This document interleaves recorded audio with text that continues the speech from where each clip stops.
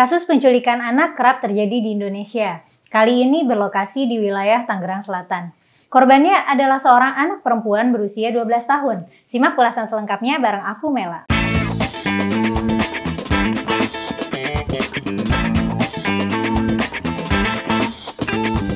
Kapolres Tangerang Selatan AKBP Sarli Solu mengungkapkan bahwa telah terjadi penculikan anak pada hari Minggu 2 Januari 2022 pada sekitar pukul 15.30 waktu Indonesia Barat. Korban bersama teman-temannya sedang bermain sepeda di dekat rumah saat hal itu terjadi. Pelaku berinisial DFR, berusia 22 tahun, mendatangi korban dengan mengendarai sepeda motor. Modusnya, ia mengajak korban ngobrol, berpura-pura menanyakan alamat, lalu meminta korban mengantarkannya ke alamat tersebut. AKBP Sarli Solu juga menjelaskan bahwa pelaku pura-pura tidak bisa menggunakan Google Maps, sehingga meminta tolong kepada korban untuk mengantarkan pelaku dengan memboncengi korban menggunakan sepeda motor yang dikendarai pelaku. Selanjutnya, korban dibonceng ke daerah Gunung Sindur. Sesampainya di sebuah lapangan bola di Desa Pabuaran, Gunung Sindur, Bogor, korban kemudian melarikan diri dengan cara melompat dari sepeda motor dan langsung meminta bantuan kepada warga setempat. Begitu korban meminta bantuan kepada warga setempat, pelaku langsung tancap gas untuk meninggalkan lokasi sehingga tidak dapat dikejar warga. Dalam kasus ini, pelaku juga memiliki niat untuk melakukan percobaan pencabulan terhadap korban. Dalam perjalanan, karena nafsu dengan korban, pelaku berulang kali memegang paha korban sehingga korban sempat melawan. Selanjutnya, kata Sarli, warga melapor kepada RW setempat untuk menghubungi orang tua korban. Warga sekitar langsung berkerumun menghampiri korban. Pengurus lingkungan setempat lantas menghubungi nomor telepon orang tua korban untuk datang ke lokasi. Salah satu warga juga mengatakan untungnya korban ini ingat nomor ibunya. Akhirnya ditelepon sama pengurus lingkungan di sana soal kejadian itu. Sekitar pukul 17.30 waktu Indonesia Barat, orang tua korban menjemput korban ke lokasi dan membawanya pulang ke rumah. Beberapa hari berikutnya, pada Rabu 5 Januari 2022, korban bersama orang tuanya mendatangi kantor P2TP2A atau Pusat Pelayanan Terpadu Pemberdayaan Perempuan dan Anak, Kota Tangsel untuk mengkonsultasi masalah hukum.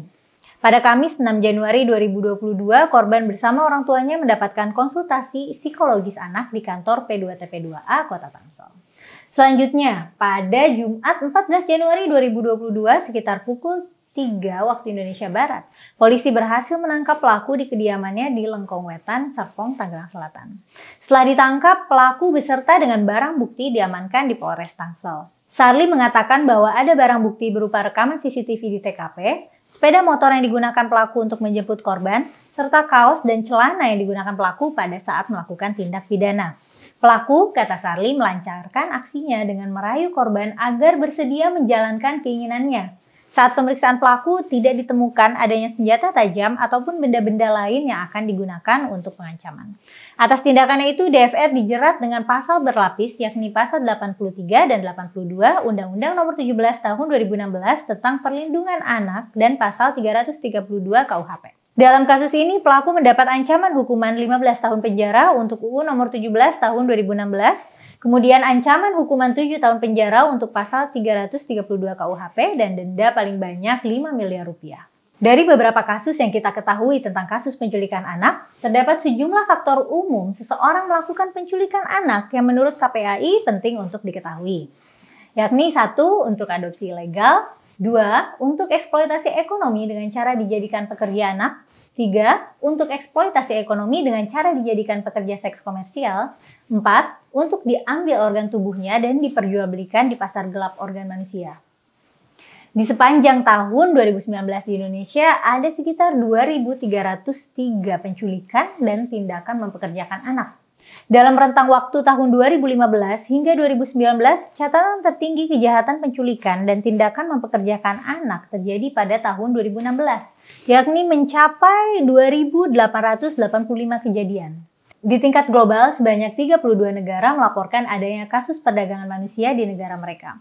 Seorang anak dapat diperdagangkan berkali-kali dengan dalih untuk membayar upah agen. ILO memperkirakan ada sekitar 2,5 juta orang dewasa dan anak-anak yang berisiko diperdagangkan di seluruh dunia.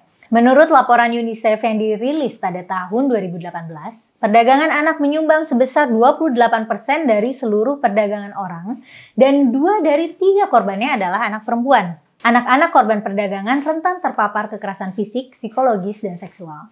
Mereka juga berisiko mengalami gangguan kesehatan fisik, mental, psikologis, gangguan perkembangan, hingga masalah kesehatan turunan baik jangka pendek maupun panjang, serta kehilangan nyawa. Di Indonesia ada sebuah komunitas yang bergerak di upaya-upaya penghapusan kejahatan anak, termasuk penculikan dan perdagangan orang terhadap anak.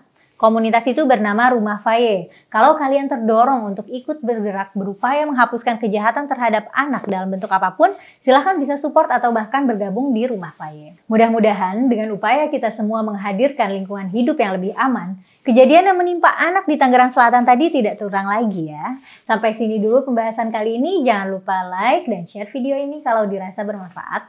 Subscribe juga channel Geolife dan nyalain lonceng notifikasi biar nggak ketinggalan video terbaru Geolife. Makasih udah nonton video aku kali ini ya, dan sampai jumpa di episode headline selanjutnya.